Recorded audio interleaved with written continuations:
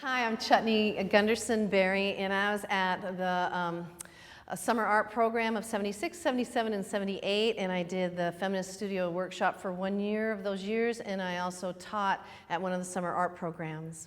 And I'm really excited to be here. I've been given so much by this experience of being at the Women's Building that I want to give back. And one of the stories that I would like to give back is one of the projects that I worked on in the summer art program. Signa Dowse was my facilitator, and there were about 5 of us in a group. I have pictures, and where we went out into the parking lot every week and we took apart an old car. And we spent 6 weeks, sledgehammers, screwdrivers, wrenches. We would act out our anger and our frustrations on this car, and we would talk about things that we were angry about. We would do CR sessions, consciousness raising sessions, to get material, to get content for our performance that we were going to do at the end of our summer art program.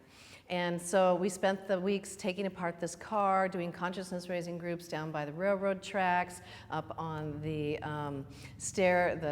staircase outside, and just anywhere we would talk on different subjects of anger or sexuality or mothers or men. So we did our performance. And I did a performance piece acting out my frustration and anger about men. And I got under the car and I simulated different kinds of sexual acts with the car. And I beat the heck out of it and did different things. And the other women took turns and we performed in front of our peers in our community. And that's one of the processes that we went through in the summer art program, the creative process.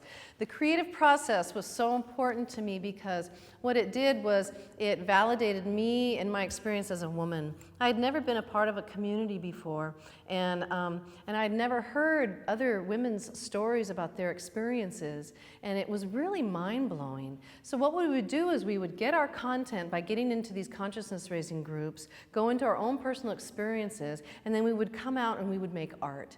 And I particularly did performance art. There was one class that Sheila de Bretteville had called Feeling to Form. I think it was Sheila. And we would all lay on the ground and we'd do these guided meditations, and then we would get imagery and we would come back and we would take the feelings from our guided imagery and we would put them into form. And then we would take the form and we would hone it. We would hone it and then we would put it out into our community and we would get feedback, we would get support, and we would get validation. And that was basically the process of going from inside to outside. And it validated me as a woman in my perspective and my take and my perception of the world, which I didn't see around me, you know. And so to be validated that my story was important and the things that I went through were valid was so liberating for me. The things about the Women's Building that went on in the program were very important, but the things that went around the program were just as important because it turned into a lifestyle.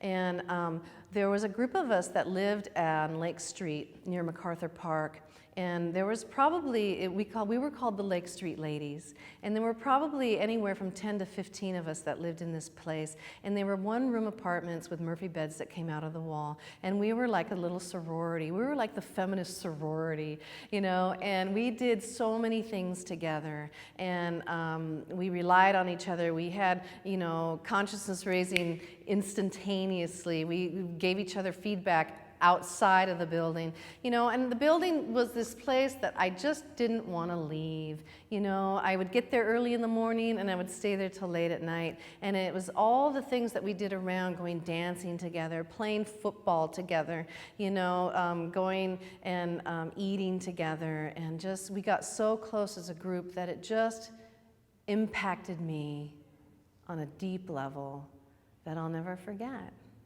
And that consciousness of seeing, interpreting the world from a female point of view, my female eyes, my glasses are on, you know? And so I just wanted to give back a little bit of what I've been given and thank all the women who put this together and all the women who had the vision and the courage to act it out. Thank you.